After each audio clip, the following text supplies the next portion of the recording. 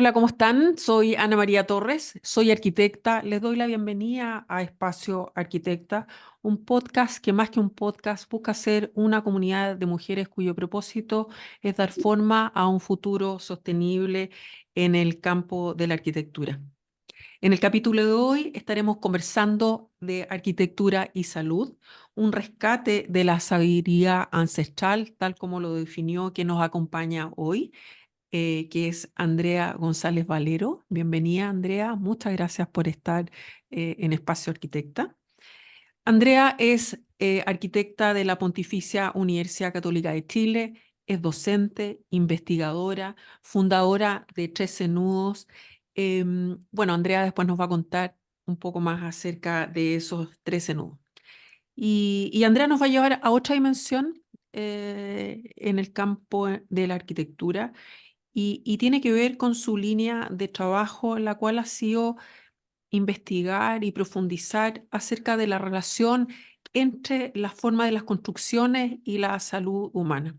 Se ha especializado, bueno, después vamos a contar un poco de todo lo que has estudiado, Andrea, que ha sido muchísimo, pero la ruta ha sido, de esta investigación, ha sido profundizar cuáles han sido las distintas doctrinas de la arquitectura, que es lo que leí sobre ti, y la influencia de la naturaleza, la astrología, cosmogonía, no sé si el término es el correcto, porque no llevaste a otros conceptos, así como la ocupación, no, perdona, la influencia de estos conceptos en las construcciones humanas y así como la ocupación consciente de los espacios, la cual tiene como finalidad lograr una influencia positiva en las personas y en el medio.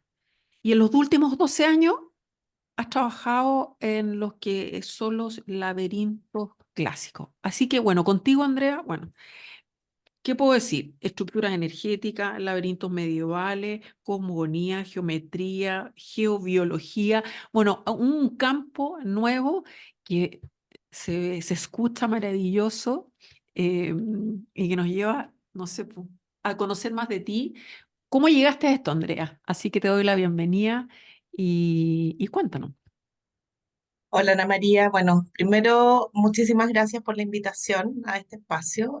Feliz de venir a contribuir con una mirada que para mí no es nueva, pero entiendo que para mucha gente sí lo es. Eh, ¿Cómo llegué bueno, a la arquitectura? Llegué porque en mi familia hay arquitectos, mi padre es arquitecto, tengo una abuela que no es arquitecta, pero también se dedicó a diseñar y construir sus casas. Entonces hay como hay una herencia ahí. Y bueno, estudié arquitectura, y en este proceso de estudiar arquitectura, claro, yo voy aprendiendo una serie de cosas que a mí me parecían que después no se reflejaban tanto en cómo se enfrentaba el momento de proyectar, que es el momento más importante dentro de la escuela, ¿cierto? En los talleres. Entonces, y yo siempre lo relaciono con esta triada de Vitruvio, que es firmitas, utilitas y venustas. Yo encontraba que aprendía mucho de firmitas, aprendía mucho de utilitas, pero el venustas, que es la belleza, me quedaba siempre cojo porque era todo muy subjetivo en cuando algo era bello o no era bello, ¿cierto? Mm, mm. Y siempre quedé con esa sensación. Entonces terminé arquitectura y quise estudiar medicina porque sentí que había estudiado una carrera que si bien me encantaba, era preciosa, la disfruté, lo padecí también muchísimo porque arquitectura es una carrera intensa. Y quise estudiar medicina, que por diversos motivos que no vienen al caso, finalmente no hice, pero empecé esta búsqueda de cómo me podía ir formando en cosas que acercaran a la arquitectura y la salud. Y por eso empecé a través de la geobiología, la construcción en tierra, a entender las casas como organismos, ¿cierto? Organismos que, al igual que un organismo, nuestro cuerpo, son capaces de respirar y tienen una vida a través de los materiales, de la orientación, de sus formas, sus proporciones. Hice un camino bien largo bueno, desde que me titulé hasta ahora, ya son 25 años, un camino de 25 años estudiando desde esa perspectiva, y eso lo encontré principalmente fuera de la universidad, por eso tampoco tengo ninguna de mi investigación ni de mis estudios están asociados a posgrados en la universidad, a pesar de que soy profesora universitaria, pero lo encontré siempre fuera. Y ese camino me hizo llegar finalmente a un conocimiento que se llama geometría tradicional, que es el conocimiento que, como para explicarlo en sencillo, es como el Feng Shui, pero Ujú, de Occidente. ¿Ya? ujú, Nosotros tenemos el Feng Shui y el Kanyu, que es este conocimiento, estas doctrinas de diseño arquitectónico que son de la China. Después tenemos el Vastu Shastra, que es de la India, que es similar. Y tenemos la geometría tradicional o geometría natural, que es este mismo conocimiento en Occidente.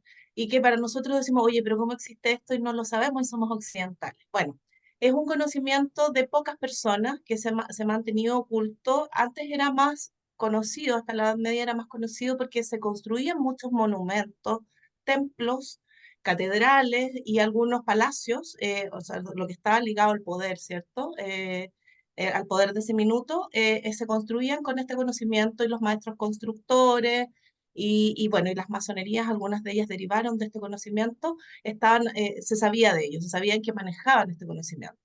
Pero después con la industrialización de los materiales de construcción, la desaparición de la piedra, la entrada como en otros materiales, la revolución industrial, todo hizo todo esto generó que se perdiera este conocimiento, como popularmente hablando, pero que se ha mantenido vivo por un grupo de personas y que ha sido revivido principalmente en Francia, perdón, em, y ya ha sido entregado nuevamente a grupos de personas como yo que estudiamos. Yo empecé estudiando en Chile esto, y bueno, después me he ido especializando más con los años en relación directa con gente de Europa, y bueno, eso es lo que te puedo contar.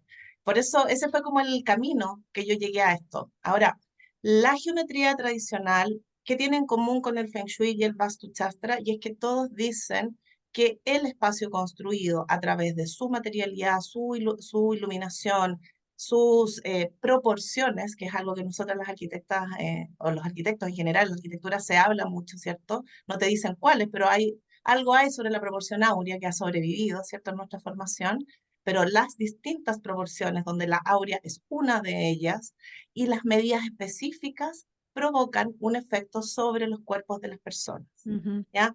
Efectos posturales, por ejemplo, como cuando yo entro, entras a una catedral, entras a una verticalidad tal que es imposible no mirar hacia arriba y en ese sentido ordenar cada una de las vértebras de tu cuerpo, ¿cierto? Nosotros en general no miramos hacia arriba, sino que miramos hacia el frente y muchas veces, por nuestra emocionalidad, incluso miramos hacia el suelo. Entonces ya al entrar en este lugar que te habla de una verticalidad hace que cambie tu postura. Y de ahí en adelante toda la tecnología que está dentro de estas construcciones hacen que vayas teniendo cambios, así como el postural, en los otros cuerpos, ¿ya? Porque hay que recordar que para este conocimiento y para la gente más antigua no había esta división que nosotros tenemos hoy día entre mente, cuerpo y emoción,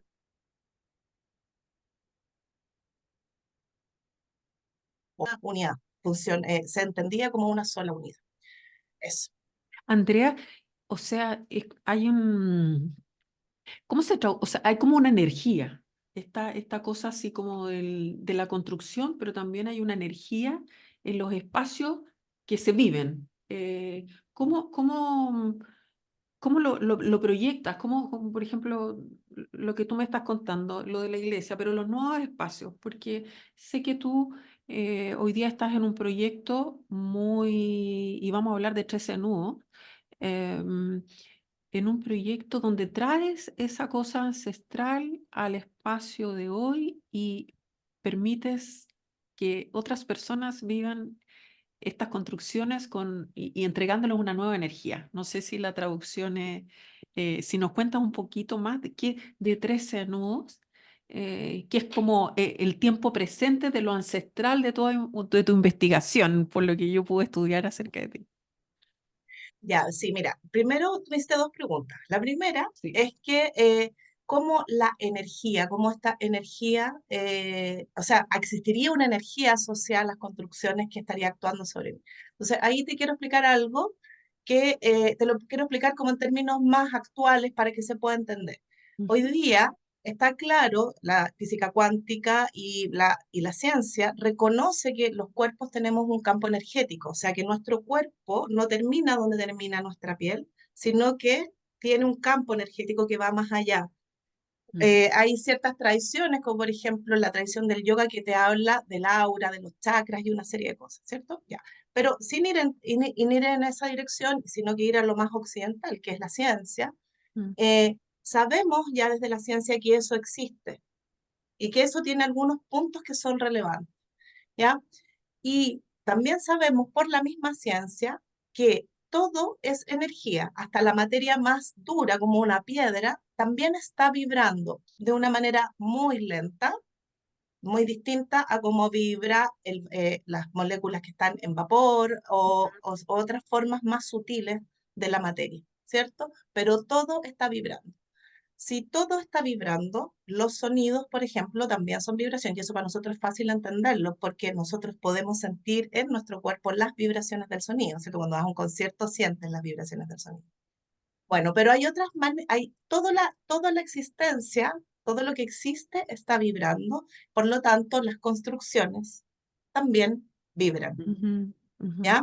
Y vibran, y ahí vibran, ¿de qué manera vibran? Vibran según su forma, y eso se llama onda de forma, y es como la forma, y por eso un dibujo también vibra, un simple dibujo emite una vibración, una microvibración, que sí, entra, que es una energía eléctrica, electromagnética, puede tener las dos condiciones, que entra en contacto con este cuerpo energético que todos tenemos. ¿Cierto? Entonces, de esa manera es como se relacionan y se pueden, y pueden influir, ¿ya? Esto es algo que pareciera muy nuevo, no es tan nuevo, ya la neuroarquitectura, que la neuroarquitectura como ciencia tiene muy pocos años, pero como idea tiene más de 50 años, ¿cierto? ujú, Entonces, ya arquitectos y algunas personas de la salud, médicos y otros, se habían dado cuenta que los espacios sí influían sobre nuestros estados anímicos principalmente, ¿ya? Entonces, esa es la explicación de cuál es esa energía la que actúa. Bueno, pues es la energía de solamente de la vibración de cada uno de los elementos. Entonces, la otra pregunta que me hiciste es, ¿cómo 13 nudos trae esto hoy día, que nace de un conocimiento de los templos, de las catedrales, de los palacios, y también de todas las construcciones, de las alineaciones de piedra sobre la tierra? Porque esto no nace en la Edad Media con la construcción de las catedrales, sino que tiene una historia mucho más antigua, que te lleva a las pirámides y te lleva a templos mucho más antiguos que las pirámides, incluso en América y por todo el mundo. ¿Ya? ¿Cómo hoy día traer esto? Es que a través de todo lo que yo he estudiado, que mi columna vertebral es la geometría tradicional, ¿cierto? Pero también ahí voy metiendo otras corrientes, otras miradas. Hoy día yo lo puedo traer a través de crear espacios que son armónicos. ¿Y qué es ujú, la armonía? La armonía es esta belleza de la que nos habla ujú, Vitruvio, ¿cierto? La armonía es la relación entre las medidas de las partes de un algo y del todo de ese algo, ¿cierto? Las relaciones proporcionales que se establecen ahí.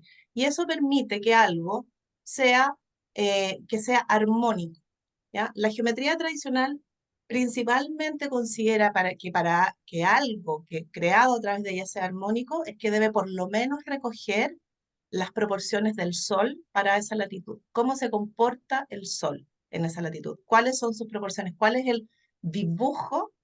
¿Cuál es la geometría? ¿Cuál es la medida en la Tierra que ese movimiento solar se produce en ese lugar específico? Y si yo extraigo todas las proporciones de ese rectángulo, que es un rectángulo perfecto, sí. lo puedo tomar, diseñar con todas esas medidas y esas proporciones para ese lugar en específico. A eso te Entonces, refería cuando, porque aparece ese símbolo. A eso te refieres cuando que están los laberintos, pero vinculados a los símbolos. ¿Tú bajas el símbolo del sol, por así decirlo, a ese espacio? no, no exactamente. Lo que yo hago Mm, es bajar las proporciones que me dice el Sol en esta latitud, acá en Santiago de Chile, que es ujú, distinto a cómo se mueve el Sol en Arica y en Punta Arenas, ¿cierto? ya. Punta Mm, Arenas, el rectángulo solsticial tiende a ser un cuadradito, acá en la zona central tiende a ser un rectángulo y en Arica tiende a ser un rectángulo más alargado. ¿Qué es lo que determina los vértices de ese rectángulo? Son las salidas de sol y puesta de sol en los solsticios de invierno y de verano. Eso determina ese rectángulo. Y cuando yo tengo una proporción 1:5, es muy distinto cuando tengo 1:2. Y todo un juego geométrico que se llama mandala, que se extrae de ese rectángulo Ujú, solsticial, ujú. me entrega medidas específicas para esa latitud. Por lo tanto, yo puedo tomar esa medida y aplicarla en este símbolo, Ah, que es el perfecto, laberinto. ¿Se perfecto. entiende? Entonces, este Sí. símbolo que es el laberinto, yo le aplico estas medidas y lo hago armónico para esa latitud. Y ese símbolo se vuelve un elemento armonizador del espacio con solo mirarlo y armonizador de mi cuerpo cuando entro en él. Y uno lo transita, uno, Es, una vez sí, trazado y construido, uno lo transita y ahí entras en este otro como campo energético. ¿Cuánto dura? ¿Cómo es? Para que no. ¿cómo es esto? Mira, a ver, cuando tú construyes un laberinto, a ver, Ujú. primero quiero explicar, me gustaría, no sé si me puedo tomar un minutito Por para explicar por, supuesto, por qué el por supuesto. laberinto, por qué este símbolo. Nosotros vivimos en un ambiente altamente construido, o sea, la mayoría de la población mundial hoy día vive en ciudades, ¿cierto? Sí, sí. Y pasamos entre el 80 y el 90% del tiempo, sobre todo post pandemia, en interiores. Entonces, si las construcciones están influyendo sobre mí, están influyendo de una manera muy importante. O sea, casi que es un problema de salud pública. Ujú, ¿Te ujú, fijas? Y ujú. como nosotros hoy día no podríamos botar las ciudades y volver a construirlas con este conocimiento que sigue siendo escaso, no es mucha gente la que lo maneja, además, entonces no podemos hacer eso. Lo que sí podemos hacer es trabajar con elementos que vengan a paliar de alguna manera los problemas que pueda tener los ambientes construidos, ¿ya? Y uno de esos elementos que yo he escogido como para difundir este conocimiento es el laberinto. Hay otros, no es el único, Ok, ¿ya? ok. O sea, Ujú. yo puedo diseñar una casa, un edificio, cualquier construcción, un terminal de buses de manera armónica, es aplicable a la arquitectura en general, ¿te fijas? Pero como, no, como es difícil poder acceder a todos esos proyectos, yo dije, ¿qué es lo que puedo hacer yo? ¿Cómo puedo contribuir yo? Mm, Es tomando el laberinto, difundirlo, pero difundirlo en su uso terapéutico, ¿ya? Que está ligado a la salud humana y no simplemente como símbolo, que es como tú vas a ver, o quienes nos estén escuchando, si les interesa el tema, después se pueden poner a investigar sobre el laberinto y la difusión del laberinto en Chile es muy escasísima, pero en Europa, en Estados Unidos, e incluso en Argentina, es mucho más amplia que acá. Pero no tiene necesariamente esta dimensión terapéutica, sino que tiene más bien una lectura desde la dimensión simbólica. ¿Ya? Bueno, entonces por eso yo tomo este elemento, el laberinto, y digo, me gustaría tenerlo presente en todos lados, ¿ya? Para que todas las personas que pueden estar viéndose influenciadas negativamente por su ambiente construido puedan paliar de alguna manera y poder acceder a los beneficios de salud que te entrega estas circulaciones, estos patrones circulatorios que nos proponen los laberintos. ¿Ya? Y eso es lo que lo que busco hoy día entre ese nudo. O sea, yo soy súper ambiciosa, quiero mucho más que eso, pero, Sí. pero porque creo que es algo precioso. O sea, entender la arquitectura como una manera de llegar a la salud es una mirada que es muy bonita y que no, ojalá se difunda, ¿te fijas? Por eso soy ambiciosa, no por otros motivos. O sea, se vuelve a instalar estos conocimientos ancestrales hoy y puede ser, no sé, que tú me hablabas como un poco de tus sueños, a propósito de este propósito, ¿qué es lo que tú quieres? En me hablas de los colegios, sé que has hecho ya intervenciones en espacio público, pueden ser plazas, puede ser donde uno quiera, podría yo construir mi laberinto, bueno, mi propio laberinto, pero sí, que tuviera un alcance más colectivo. ¿Estás en eso, Andrea? Justamente es lo que busco y buscamos, porque 13 Nudos no soy solo yo, somos un grupo de arquitectos y profesionales de la salud que estamos ¿Ya? dedicados al uso del laberinto como herramienta terapéutica. Y claro, es lo que nosotros perseguimos, que es poder llegar a la mayor cantidad de personas posible. Y como te decía en nuestra conversación anterior, el sueño así máximo es ojalá estar presente en todas las plazas. Te fijas que Mm. así como existen los juegos infantiles, existen las máquinas para hacer ejercicio, existieran estos dibujos que además son preciosos, son bellísimos, y que te proponen un deambular y un deambular que te va a estar por lo menos entregando los beneficios de la meditación. ¿Ya? Es O como sea, una cuando tú meditación en activas, movimiento, exacto, no es... exactamente. Claro. Hoy día los laberintos son antiquísimos, o sea, por lo menos tienen 5.500 años de historia. Te digo por lo menos porque hay un poco de discordancia ahí entre los científicos de las dataciones, ¿ya? Pero por lo menos tienen 5.500 años y siguen muchos de ellos con muchísimos años, o sea, miles de años de antigüedad estando activos y vivos. ¿Ya? Ha sido la tradición oral la que los ha mantenido vivos, principalmente en Europa, en el sur de Estados Unidos, a través de algunas culturas indígenas, en África, bueno, y en todos los lugares del mundo las mitologías incluyen el laberinto, incluso la mitología mapuche. Entonces es una idea, un concepto, un arquetipo, un símbolo arquetipal que está presente en todo el mundo, que está ahí y que se ha mantenido vivo su uso.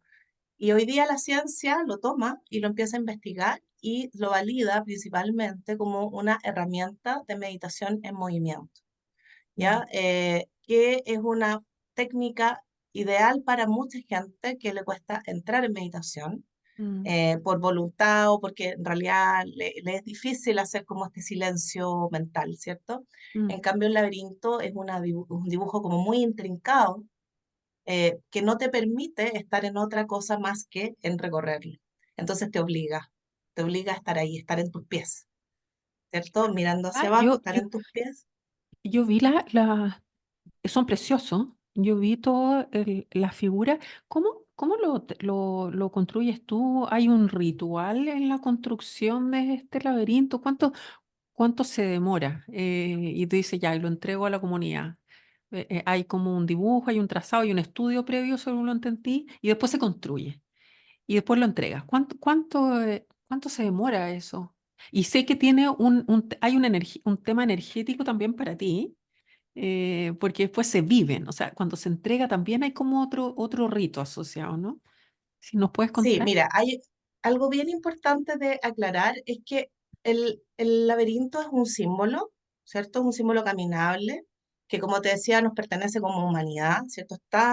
Está dentro de nuestro inconsciente colectivo y en ese sentido es de todos como símbolo, pero también hay una parte hay otro aspecto del laberinto que tiene que ver con el uso original. El uso original es un uso sagrado. El laberinto está asociado al culto a la divinidad femenina, a la diosa, que Mm, habría existido antes del patriarcado, o sea, de los cultos monoteístas patriarcales que se empezaron a instalar por ahí entre el 3000, 2000 antes de Cristo, ¿cierto? Antes de eso habría un culto a la diosa. Y por eso el laberinto está asociado al culto de distintas diosas. ¿Ya? Entonces, claramente, y como yo lo estudié originalmente, es una forma de crear espacios sagrados. O sea, este deambulatorio, este recorrido, lo que hace es crear un espacio sagrado. Ahora, si uno lo mira con la perspectiva de hace 5.000 años, hace mm, 2.000 años, incluso hace 100 años, 50 años atrás, lo sagrado es algo que está fuera de uno, ¿cierto? sí. Eh, es cierto, Dios o la diosa, quien sea, está fuera y yo le oro, le pido. En cambio, la perspectiva nueva que hay de lo sagrado es que Dios, nosotros, todo, así como los libros que están detrás mío, esta mesa, el computador, tú y yo, somos parte de la creación, somos todos parte de este uno que nos habla el mundo oriental, ¿cierto? Ujú, Entonces, la divinidad no necesariamente está afuera, sino que también está aquí adentro. Por lo tanto, desde esta perspectiva como más científica, el hacer meditación, el entrar en uno también es una forma de a vincularte con lo sagrado.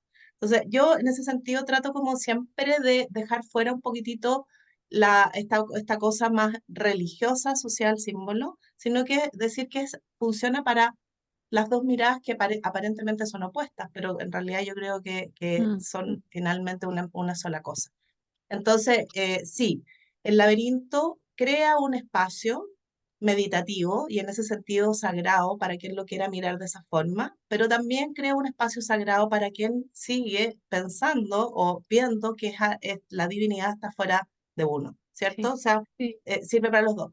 Y sí hay unas como condiciones que deben siempre presentarse para que el laberinto que se trace sea realmente terapéutico. Y en ese sentido habría un rito, pero son condiciones más bien, Ujú, ujú, ¿ya? ¿Y cuáles son esas condiciones? Es que los laberintos tienen que tener una orientación específica, tienen que tener una medida que ujú. esté asociada a la latitud para que efectivamente yo pueda tener una buena experiencia. O sea, por ejemplo, si voy a construir un laberinto de meditación, no podría o no sería para nada recomendable construirlo con medidas de fuego, porque el fuego es algo que excita, ¿cierto? Sí, sí, Entonces sí. no es bueno construirlo con medidas de fuego. Ahora tú me dices, bueno, ¿cómo una medida va a ser fuego? Bueno, sí. Sí, tienen distintas las medidas, en cada latitud tienen distintas vibraciones. Por lo tanto, el laberinto que yo hago en Santiago, con una medida en Santiago, perfecta para Santiago, vibra distinto en Arica que en Punta Arenas. Por este rectángulo variable que te hablaba hace un ratito, ¿cierto? Antes. Entonces, Mm. No, dime, perdona, dime. te interrumpí. No, no, no, es que Bueno, entonces me da curiosidad decir sí, dónde podemos ir a verlo, a transitarlo. entonces tenemos la orientación, tenemos la medida, tenemos la materialidad también. ¿Ya? Si yo quiero hacer un laberinto terapéutico con todas las de la ley, esa materialidad es piedra, eh, lo más granítica posible, o sea, ojalá o sea, que sea muy, muy alta en cuarzo, o sea, un granito está perfecto y hay otras piedras que también pueden servir porque son altas pero lo bueno del granito es que dura, es Sí. muy resistente. Hay areniscas que son también muy altas en cuarzo, pero se desarman más fácilmente.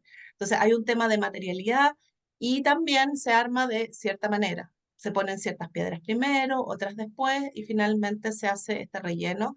Y como tú dices, siempre se usa, porque el laberinto es un símbolo que sirve mirarlo, sirve recorrerlo con la mano, Mm, pero está pensado y diseñado por nuestros ancestros para que sea recorrido, ¿ya? Entonces, eso es como lo que yo te decía. Y tú me dices, sí, quedas agotado. Claro que quedas agotado, porque hacer esto en el suelo son desde 1000 sentadillas, empecemos por lo físico, ¿cierto? Sostener piedras, o de repente no se hacen en piedras cuando se hacen efímeros, porque no puedes dejarlos construidos de manera permanente, el lugar no lo permite, son efímeros y se hacen con plantas, con flores, con hojitas, con frutas, con lo que quieras, pero ya las 1000 sentadillas físicamente te aniquilan. Y después, claro, sostener todo esto, cuidar que las piedras se pongan de cierta manera, se trabaja con la polaridad de las piedras o la polaridad de las cosas, donde lo magnético va hacia el suelo y la parte eléctrica del elemento va hacia el cielo. Está lleno de simbología, ¿cierto? Finalmente, sostener todo eso te deja súper cansado, ah, Andrea, claramente. oye, bueno, yo sé, em, bueno, todos invitados a seguir a 13 Nudos, porque ahí tú invitas, no se hacen estos laberintos todos los días, así que vamos a estar atentas a participar de ello y a vivir esa experiencia. Así que, Andrea, yo te agradezco. Ahora entiendo lo de la geometría. eh, em, Te agradezco compartir todos estos conceptos sagrados y entregarnos todos estos conocimientos nuevos. Así que muchísimas gracias, Andrea, por esta entrevista que ha sido sagrada. Así que, no sé, si quieres, bueno, me quedo dando vuelta lo del sueño. Si quieres decretar algo para tu sueño antes de despedirnos. Sí, sí, bueno, mi sueño está en la difusión de este elemento y en lograr el mayor alcance posible para toda la gente, que no tengan que venir a uno de mis laberintos efímeros para poder vivir un laberinto y recorrerlo y Ujú, usarlo terapéuticamente, ujú, que debo decir que el uso terapéutico es el uso continuo del laberinto, no es recorrerlo una vez, sino que es mm, recorrerlo continuamente para que los efectos, al igual que la meditación, se instalen en tu cuerpo, ujú, los efectos en los indicadores fisiológicos, ¿cierto? Como en el ritmo cardíaco, en el patrón respiratorio y otros efectos a nivel mental. Me gustaría para eso que ojalá estuviéramos en el espacio público, ideal a través de los municipios, de programas de gobierno, quiero mi barrio, cosas por el estilo. O sea, sí, sí, eso es lo que a mí me gustaría que todos los niños, todos los adultos y todas las personas pudieran tener acceso a un elemento que va a trabajar a través del movimiento en el espacio en su salud. éxito, sí. Yo también me lo imagino. Así que precioso, Andrea. Y bueno, contarte, a propósito de energías positivas, que este podcast hoy cuenta ya con el apoyo de la Escuela de Arquitectura de la Pontificia Universidad Católica, donde soy exalumna, así que también me tiene muy contenta a mí y a esta comunidad de Espacio Arquitecta.